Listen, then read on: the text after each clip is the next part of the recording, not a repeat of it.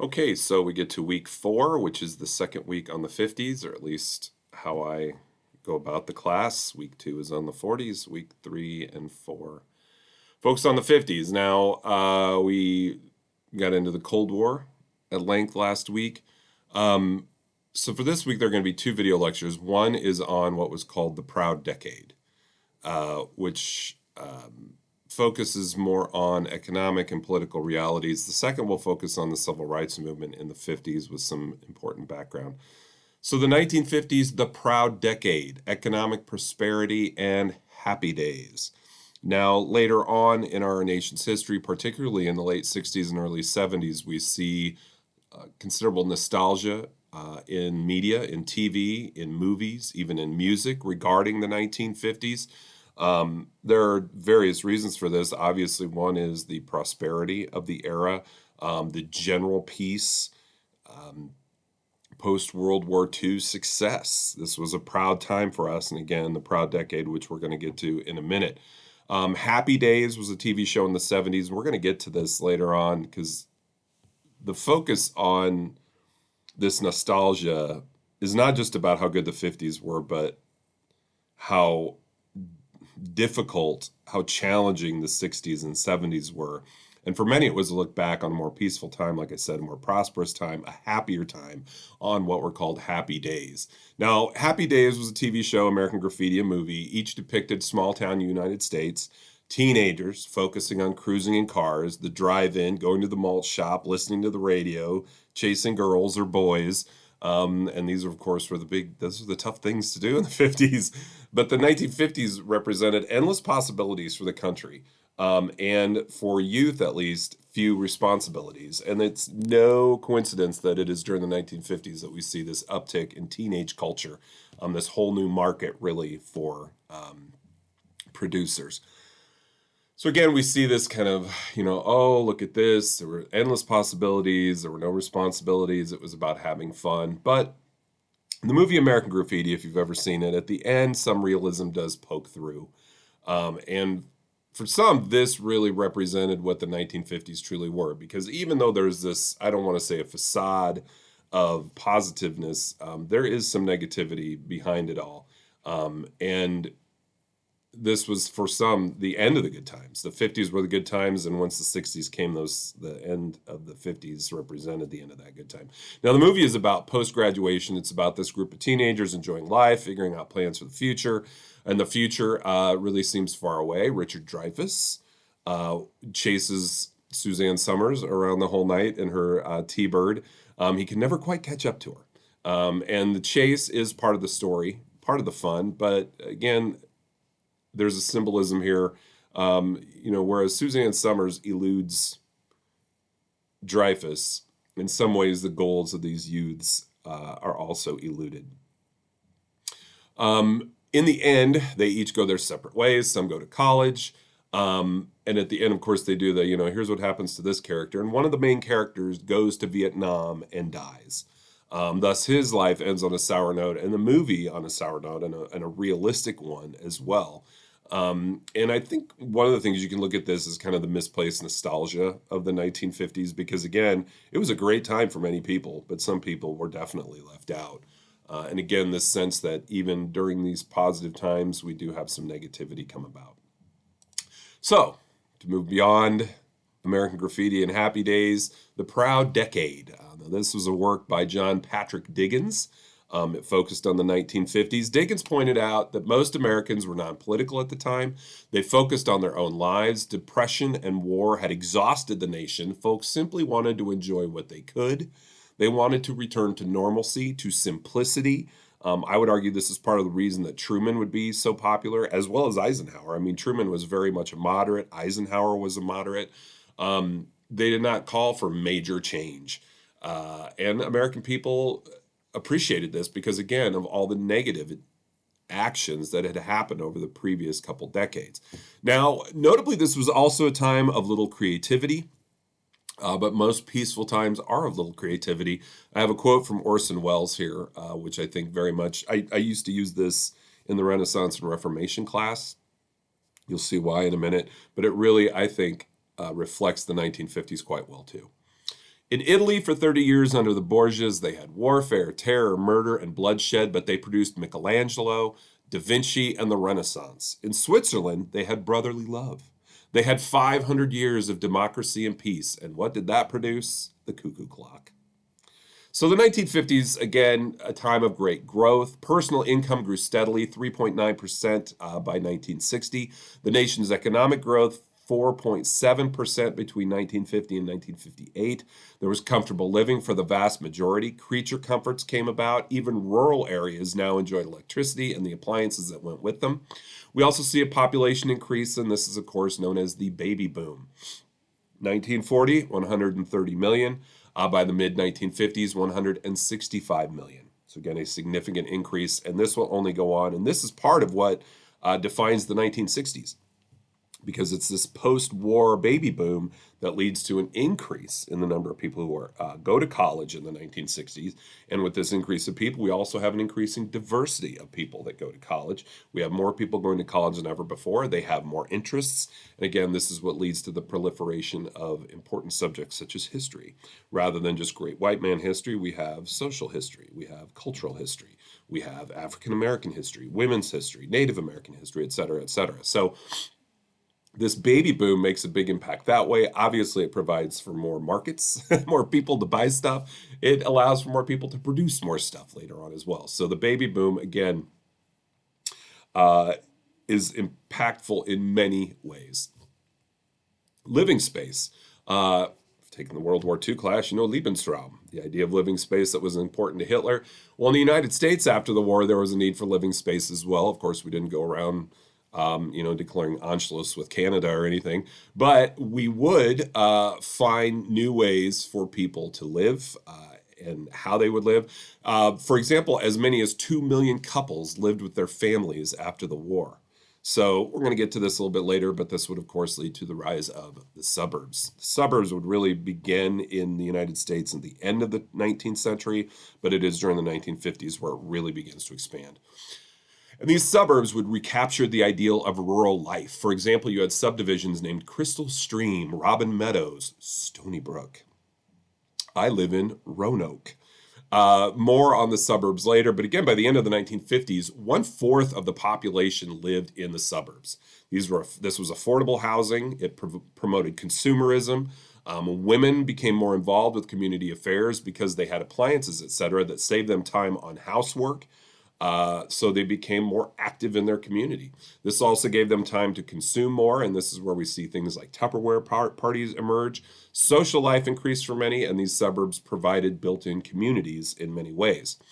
Now, of course, we also have after the war, we have the consciousness of the women's movement really begins to rise. Many of these women who have worked, of course, during the war and immediately after recognize they have more to offer. We'll get to that later, but of course, with regard to the suburbs, these are changes that we see with the traditional role of women during the 50s that does impact their lives directly.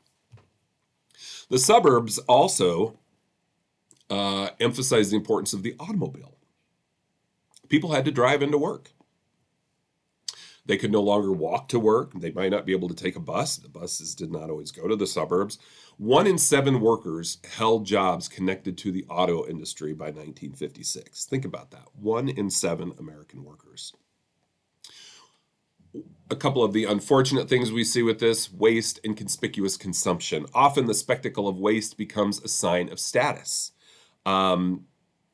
For those who grew up in the Depression and experienced scarcity, more was always better. This gets, again, the idea of conspicuous consumption. If you're not familiar with Thorstein Veblen, his work Theory of the Leisure Class, Veblen argued the idea that making consumption obvious was a way of displaying status. Modern man would be more interested in displaying and destroying goods than in producing them. So, quote.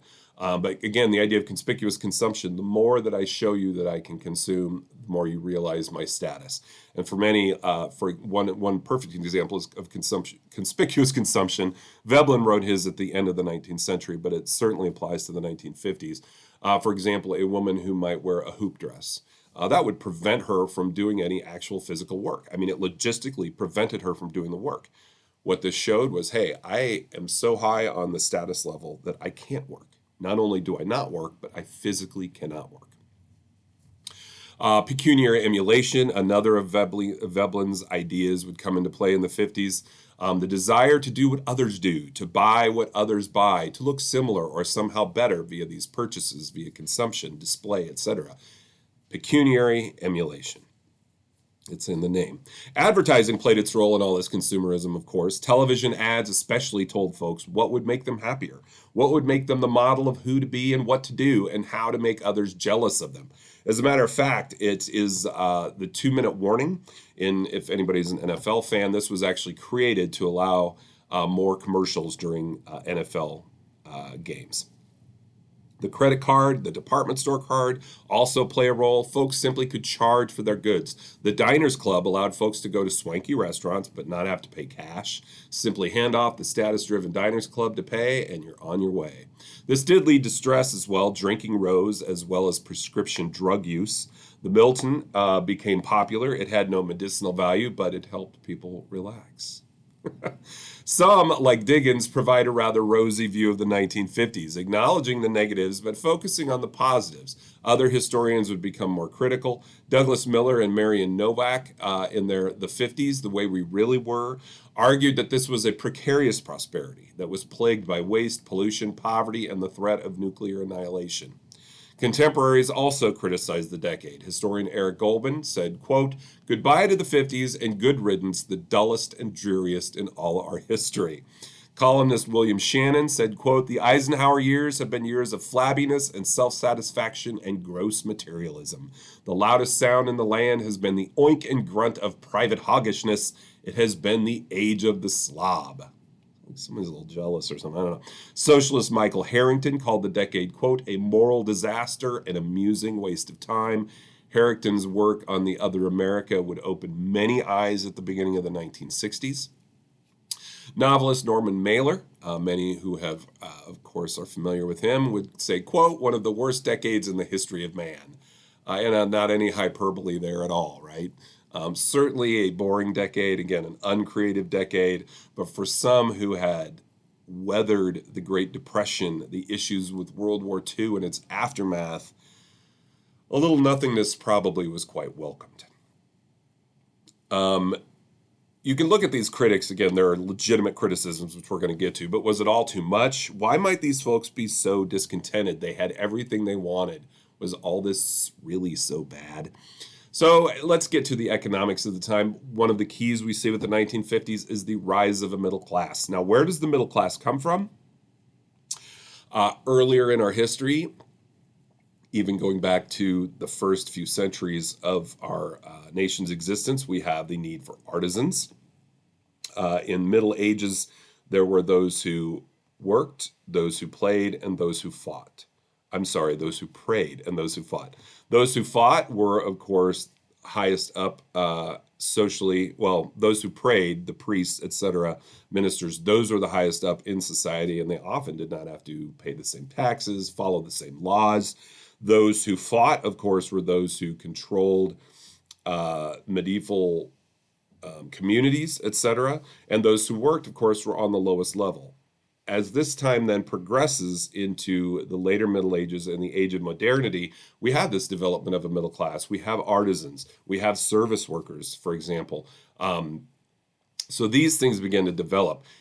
When we get to the end of the 19th, early 20th century in the United States in particular, there is a need for white-collar professionals. Corporate America rises during this time, and with it comes the need for new professions. Again, many of these are middling professions, middlemen, managers, bookkeepers, etc. So again, this really translates to the 50s with the baby boom, with more people, with more productivity, with more companies, etc., etc. There is the need for more of this, and so you have more of these middle managers, more of these, again, like accountants, other professionals, bookkeepers. Now, the decade certainly, again, is reflects prosperity, production, and health, which is important. National output between 1946 and 1956 doubled. It would double again by 1970. There are increases in the spending power of the average American. Personal incomes nearly tripled between 1940 and 1955. 13 million new homes were bought in the decade after 1948. Think about that. With 150 million people, again, That is a huge increase. America was 6% of the world's population, but consumed one-third of the world's goods and services.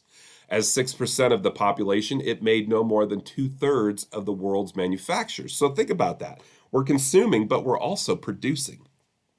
We're producing not just for ourselves, but for the rest of the world. And we're consuming not only our goods, but those of the rest of the world as well. Regarding health, by the 1950s, increased health as well was due to these options of consumption. Children in 1950 were 2 to 3 inches taller than they were in 1900. The 1950 woman could expect to live to 71, which was 20 years longer than how long the average woman lived in 1900. Male life expectancy increased from 48 to 65. Again, these are dramatic changes in our health. Part of it, of course, is natural evolution, if you will. But again, part of it is this increase in health awareness and our healthcare system. You can figure out where you want to go from there. But baby boom, again, we talk about this, the 40 million births between 1950 and 1960. And this group would make up 40% of the 40% of the population was under 20 by 1964. So again, just doing the quick math from 44 to 64, we have 40% of the population born. I mentioned suburbs. Let's get to suburbs. Bill Levitt, Levitt. His creation was Levittown. His idea of the suburbs would come to fruition after World War II. This included the mass construction of homes. Initially, this was in Long Island, where prior to that time, there was just a flat stretch of potato fields, which had existed prior to the war. Again, this mass construction of homes very much is reminiscent of what we see with industry toward at the turn of the 20th century. There's mass replication. Many things kind of look the same. And these homes indeed are built quickly. They're built cheaply. They have central heating, GE refrigerators, electric ranges, washing machines. They were built around a version of a community. Each suburb had its own school. It had their own churches and synagogues, their own swimming pools, baseball fields, and then, of course, what were called the village greens, which were these different community shops. Of course, many would develop their own malls. So again, these are really communities that exist on their own. I mean, they're very they're self-sufficient to an extent, but they're very much centrally located. And again, this allows people to work together within their community, within their suburbs. And there was a Henry Ford-like efficacy to it, only with homes instead of cars. Workers were going from home to home rather than working on an assembly line. Two-bedroom homes at the time went for $6,900. There was no down payment for veterans. Hello, GI Bill. Levittown grew in 4 years to 17,447 homes on 6,000 acres with a community of 82,000. Again, that developed within a span of only 4 years. There was uniformity, there was order. Prior to 1949, African Americans were not allowed in these suburban areas, and for Levittown in particular, this would be removed in 1949. Some of you are probably aware of neighborhood contracts, though, that would even go into, I studied this in Omaha, we see it well into the 1970s, where if you purchased a home, you signed a contract saying that when you sold it, you would not sell it to a member of a minority, which is obviously quite troublesome. So we see this again initially in Levittown. This eases up, but in many ways, suburbs remain mostly white. But again, getting back to the order, there were no fences allowed. There was no laundry on laundry line, no lines, so no laundry lines, no shrubs that were supposed to be more than 4 feet. These were monotonous as well as uniform. Eventually, these homes would become a little bit more disparate. Builders added different rooms, porches, landscaping, etc. I would say, one of the questions I often ask in class, how did the suburbs reflect or even symbolize the 1950s? The 1950s was a decade of conformity. For all the positives, even for the negatives, it was about conforming.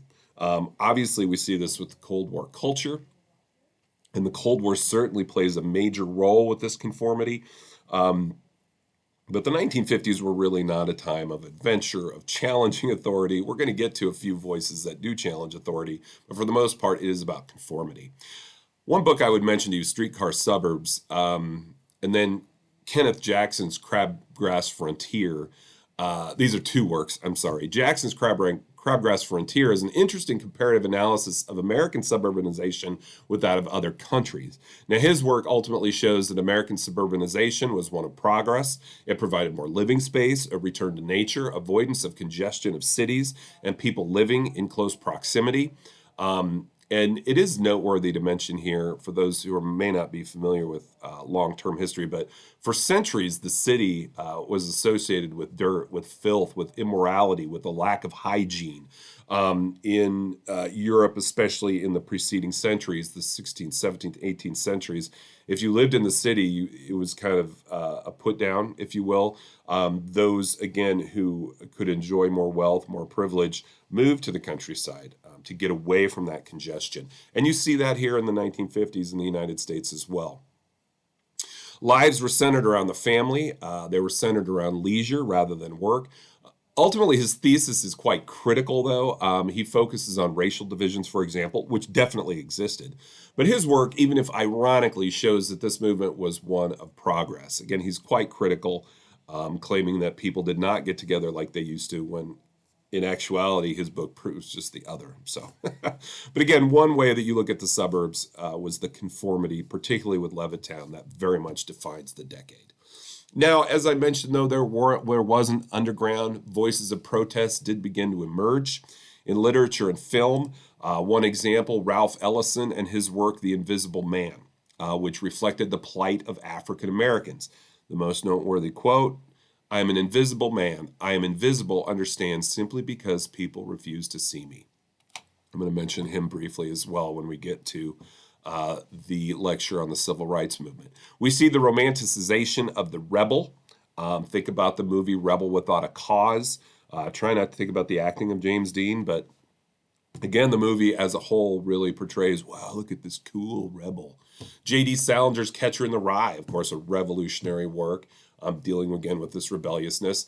Then there were a couple works that would focus on kind of the blasé nature, the lameness of being one of these white-collar professionals. Sloan Wilson's The Man in the Gray Flannel Suit condemned the idea of white-collar executive track male employees.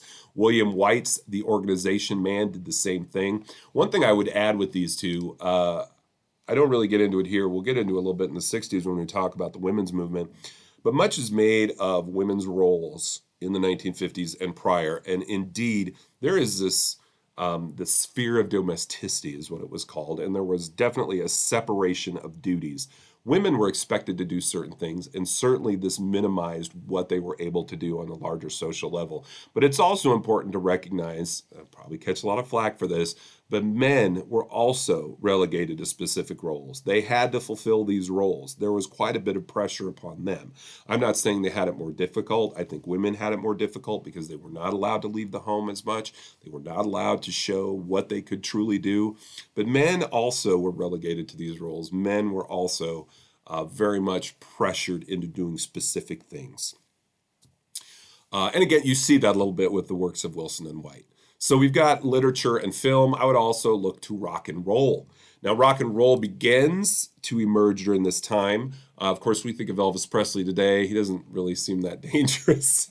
When you get into the 60s, you get into Janis Joplin, things like that. It's a little bit more crazy, and we're going to get to that. But rock and roll did challenge American principles in some ways. Why did adults dislike rock and roll so much? Sexuality, for one thing. It promoted a new type of openness in that way. Race played an issue. I mean, think about Little Richard. He is really one of the, I mean, he's at the forefront of the rock and roll genre. Chuck Berry as well, but Little Richard very much articulated many of the ideas and actions and practices that you see associated with rock and roll. And that was dangerous. And so I mean, for these, white middle class parents, they're worried, oh my gosh, is that going to rub off on my teenager? Oh no. It was loud. It was different from the traditional or dominant sound of the time. If you haven't ever listened to an Andy Williams record, listen to that and then listen to the Replacements. Quite a bit of different. And It also reflected a disruption of peace, a disruption of, again, this vanilla lifestyle that we see emerging in the 1950s. And it definitely went against the conformity of the times. Think about Elvis on Ed Sullivan. When he made his appearance on that show, the camera was forced to focus above his waist because they did not want the American teenager to see his pelvis twitching. Sullivan would ask him, Elvis, when are you going to get married and have kids like Pat Boone? Elvis's response, why should I buy the cow when I can get the milk through the fence? And this very much, you can imagine from the American parents at the time when they heard this, oh my gosh, what is he saying? So rock and roll, again, it was a blend of rhythm and blues with new sounds. Blues definitely provides the foundation for rock and roll. Artists in the rock and roll era, especially in the 60s and 70s, would totally build upon that, though. The blues may provide the foundation, but it's not like it ends there. There are a lot of changes, but again, the blues, rhythm of blues, again, associated with African American culture. Again, teenagers are key to rock and roll, and this is part of this population explosion, this new demographic at work. The importance of new wealth. People now have money, they have time to spend on leisure, they have more money to spend on leisure. They can go to the local Woolworths and buy the newest record by Elvis or Little Richard or whomever.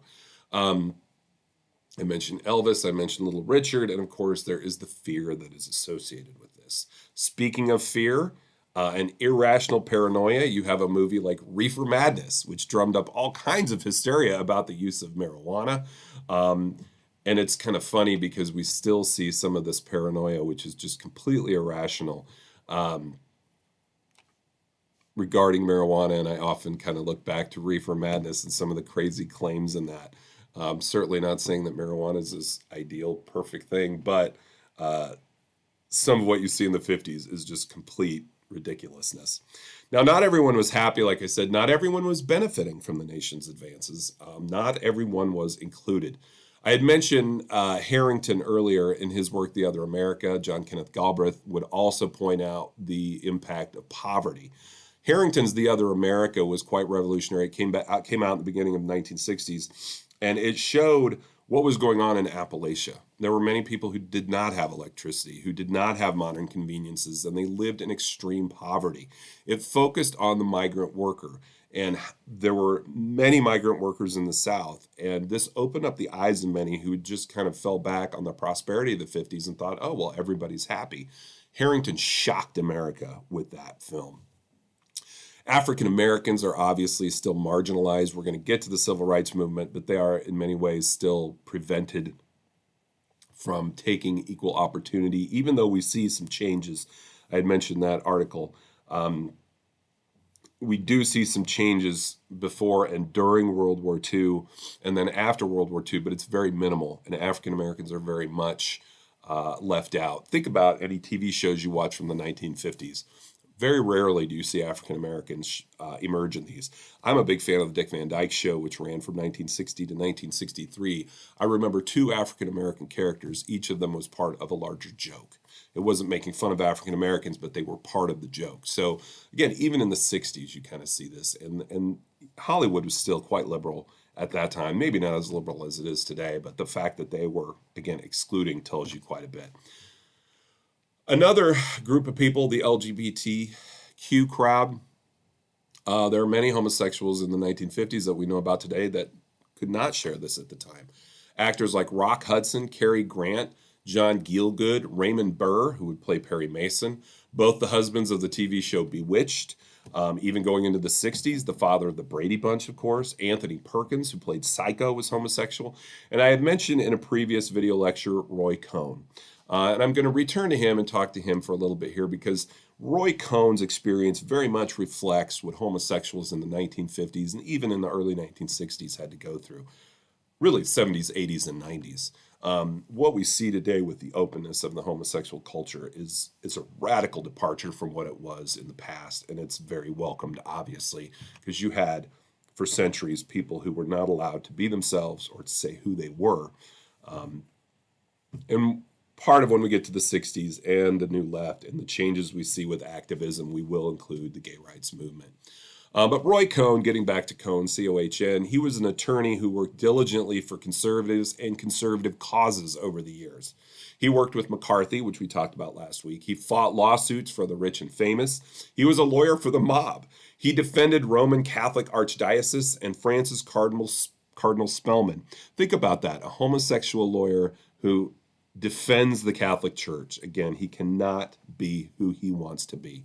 Cohn would be close to Reagan, a guy named Murdoch, William Safire, George Steinbrenner. Unfortunately, he even attacked gay rights during his lifetime. He never was able to come out. This definitely would have spelled doom for him at the time, both professional and personal. Still, though, he plays a major role in American society and politics during his lifetime. But the fact that he was never able to be himself with others, again, tells you a lot about the time. And I return to that word, conformity.